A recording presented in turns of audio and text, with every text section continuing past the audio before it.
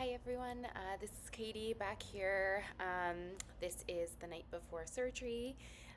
For those of you who are just listening or just starting to listen, I am getting a tummy tuck and 360 lipo in Cartagena, Colombia. I'm using a doctor called Dr. Christian Montes, and the reason for my surgery overall is because I had cool sculpting that had adverse effects. And so I have a resulting condition called paradoxical adipose hypoplasia. So I have some other videos that kind of explain what that is and my journey to choosing this doctor and doing medical tourism here in Colombia. So I had another pre-op video. I was really tired and jet lagged, but there's a few more things that have happened since then. So since my initial blood work and consult with the doctor, I also then had a meeting with the anesthesiologist. So that was a completely separate meeting with the anesthesiologist. And that was basically an opportunity for me to, excuse my mom in the background, that was an opportunity to basically kind of go through any medical conditions we have, any medications that we're on, and then also just kind of do a physical exam to make sure that we're prepped for going under general anesthesia. And so, yes, overall, again, like the in-depth analysis that we're going through before even hitting surgery is there. It's more than I've ever seen, quite honestly, in Canada. So that's making me feel like a lot better. And then yesterday was Thursday, and yesterday was when I got my total for the total that I had to pay, and I actually paid. And so there's options to pay in either cash or credit card or a mixture of both.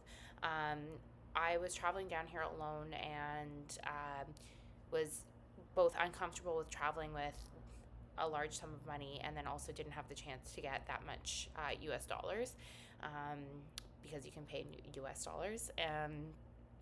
So I chose to pay all of it via credit card.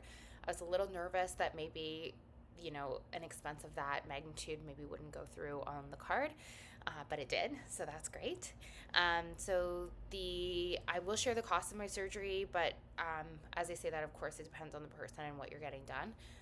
But the total for mine was $9,500 US dollars.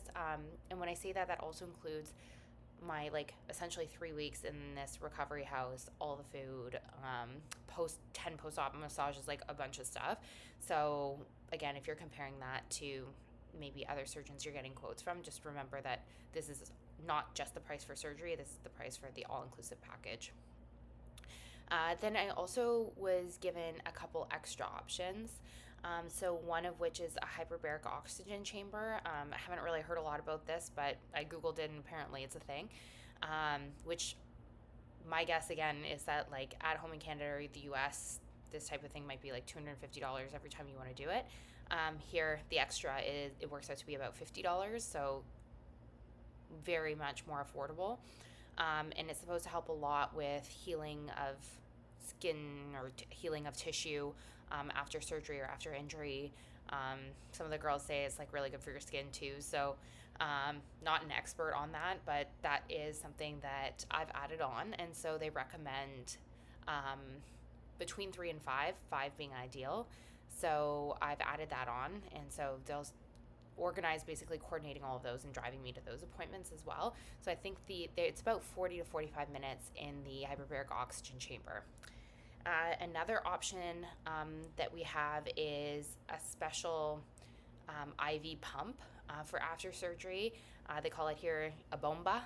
And so it's essentially in addition or instead of the oral pain management medications, you have an option to have this portable IV pump. So it kind of goes in like a necklace around your neck, and it's an IV but you can still kind of move your arms around. And essentially what it does is it continues to pump you with medicine, so that your pain management is continues to be at like a really good level for the first few days. And knowing that the first few days are the worst, swelling and pain will be its worst probably at around 36 hours post-op. So that was another option, and I added that on. The total for that was about $250. So again, in the grand scheme of things, small prices to add on these pretty major additions that were never ever anything that anyone told me about in Canada, um, either. So pretty cool. So again, it's the night before. It's 8 p.m. here, and I'm still waiting for my surgery time. Seems to be the norm here that you kind of get your surgery time later in the evening. Um, I was watching some TV and I was falling asleep, so I kind of got my eye mask on, and I just thought, you know what, I'm just gonna go to bed, and the nurses will wake me up when it's my time, and I'll do my prep at that point. Prep is really, first of all, you want to shower and wash your hair so that because it's going to be a couple days before you can shower, so trying to be as fresh as you can. The other thing is there's a special soap, pre-surgery soap, that you're supposed to use, really just cleansing your whole body with it. um, and so that will be, I'll do it tomorrow morning. Lastly, there's a fast. So, really anytime after 9 o'clock, I shouldn't be eating anything, and limiting water. And the other thing is, I'm going to go in with basically, it's kind of like a nightgown that has buttons up the front so that afterwards it's not too hard to put on. So that's kind of what the prep's going to look like. Oh, and I have to take off all of my jewelry. So that's another thing I have to do. And I'm feeling good. I'm feeling excited. Like, I've been here. I'm ready to go in and get it done.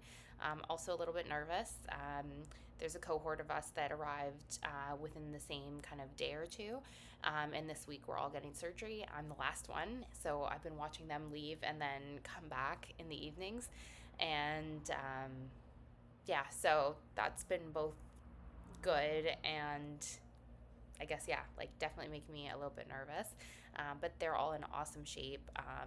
Two girls that got a similar surgery done yesterday were up and walking around today eating. So I was actually, like, really shocked, to be honest, at their recovery even at day one. And with the bomba, with the added portable IV, it seems like their pain is quite manageable. So they said that they're feeling quite stiff and, obviously tired, and, there's definitely, it's not like zero pain, but they're doing quite well.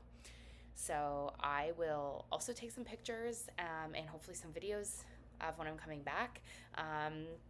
When I've seen any of the girls come back, they all look a little bit out of it and they look quite white, like they might pass out or something like that. But that's normal. So yeah, I'll try to get as much content as I can. I'll try to even do a video if I can when I get back tomorrow. Otherwise, I will do it the next day and report back. If you have any questions, let me know.